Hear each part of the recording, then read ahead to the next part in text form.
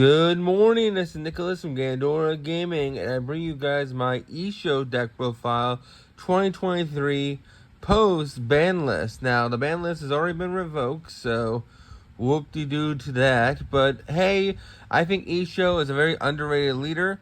I think this guy is absolutely insane, and that's what this video is going to be about today. So first things first, what is Issho?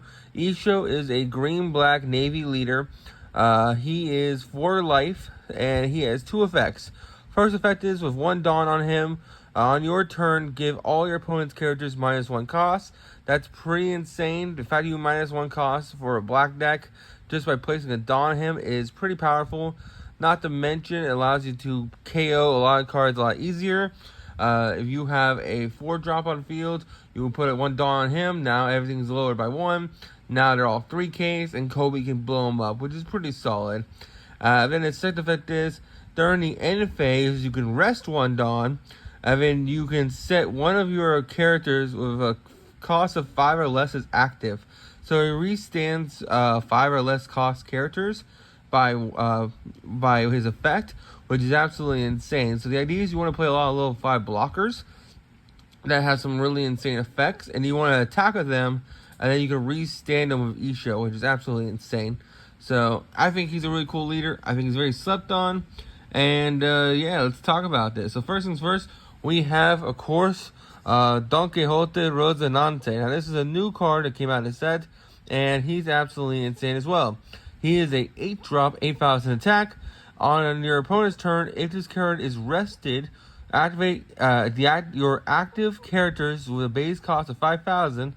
Or 5 costs, my bad, not 5,000, 5 costs, can't be KO'd by card effect. So you play a lot of 5Ks in this deck.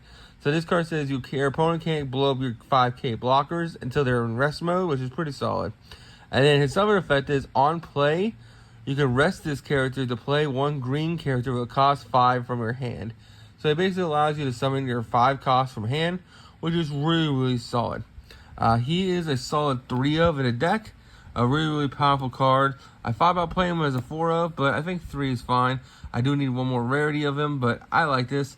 And yeah, let's keep going. So next, because we're playing a lot of blockers and we're green, we can actually play Eustace Kid. Now, Eustace Kid is a very solid card, but you can't rely on him if you're going against blue. Just because blue has the ability to Red Rock remove this guy, which is something you gotta be worried about in the future. But besides blue decks in general, this card really is as great against other decks. Eustace Kid says, hey, with one Dawn on him, if he is rested, your opponent must declare attacks on him. And we play so many blockers that we can just protect him, and our opponent can never swing in their life, which is really, really good. Not to mention, he has the effect where basically you can rest him and basically summon out a character with 3 or less from hand. So he also summons out a character as well, which is what I like. So that's pretty cool. But the idea is that you want to sit on Eustace Kid and just win the game. This is a Navy Supernova deck. So let's get straight into the Navy and Supernova cards. So first things first, we have Hina. Hina is one of the best 5Ks in the game. Basically, hey, she's a blocker with 1,000 counter, 6,000 attack. Also, she has the ability where on block, basically select one of your opponent's characters with 6 or less attack, and then that card can't attack this turn. So it's a double blocker, which is really, really solid, and she's just really, really powerful. The fact that you can attack with her and then use his ability during the end phase to restand her is pretty solid overall. We also have Trafalgar Law. Now, this is one of the best green blockers in the deck.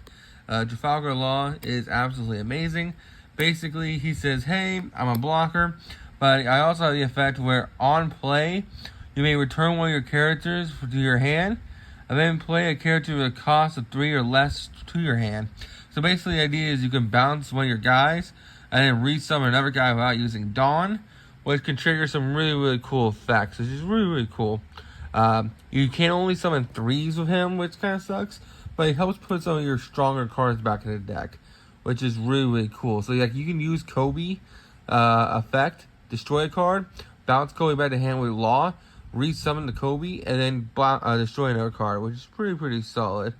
Overall, a really, really great card, and just another great 4-up in the deck. We're also playing X-Drake. X-Drake is a Navy and a Supernova, so he's searchable off both our searchers, and he is absolutely insane. So basically, on play, you can KO one of your opponent's rested characters with 4 or less. That's a pretty powerful effect, so he basically is great. And when your opponent has a 4 rested, because this guy's just going to KO them, which is really, really solid. And overall, just a great card in general. Not to mention, if we have to restand him just so we don't want him getting killed by battle, we could do that as well. For our 4Ks, we are playing 4 X-Drakes. X-Drake is the other one we're playing. This guy's actually pretty solid too. Again, he's a Supernova and a Navy, so hey, he's just searchable all around. He's a 4 cost, 1,000 counter, 5,000 attack. Where with 1 Dawn on him, your turn, if this card is rested, your Supernova and Navy type leaders and characters gain 1,000 power. So you always want to swing of him first, and then basically he gives 1,000 boost to all your units and leaders without using Dawn, which is pretty insane. You want to protect X-Drake. X-Drake is very, very powerful. The fact that he gives 1,000 boost to all your units, including your leader, is pretty solid. The only way he'll be better is during either player's turn, but we digress. He's still a pretty solid character, and that is why he is a solid 4 off of the deck. Our next Navy character we are playing is Kobe. Kobe is a card that's absolutely insane. If you're playing black, you should play this card. Basically, hey, you may trash 1 card from your hand, KO to one of your opponent's characters with 3 or less costs. It does suck to get a discard card, but who cares, because you can pop cards. Don't forget, you play cards at lower costs, so he can pop 4Ks, he can pop 5Ks. He pops a lot of really powerful cards, and just a really, really great card in general. If we were playing a higher black build, we probably would play, more lower in cost cards, just so Kobe can hit more. But I think Kobe is a solid card in general, so we're going to keep him as a really good 4 of the deck. I will say this deck really benefits from playing cards like, Borsalino. I personally don't own Borsalinos. He's like $20 each, and I think you need 4 of them. So if you want, maybe you can switch Borsalino for one of these cards, but I don't have them, so you're just going to deal with that. Next we have Tashigi. Tashigi is just a 2K counter, which is pretty solid.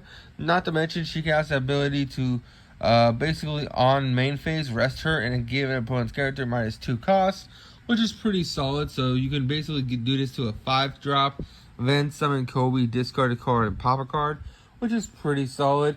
And if you have, of course, Issho as your leader, you can also kill 6Ks because you can lower it by 2.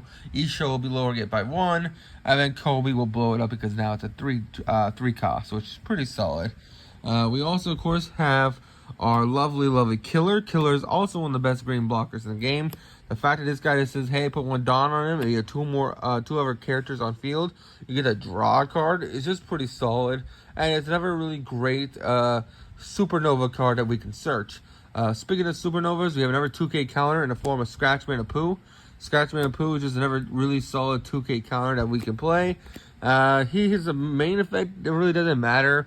When he attacks, rest one of your opponent's Dawn.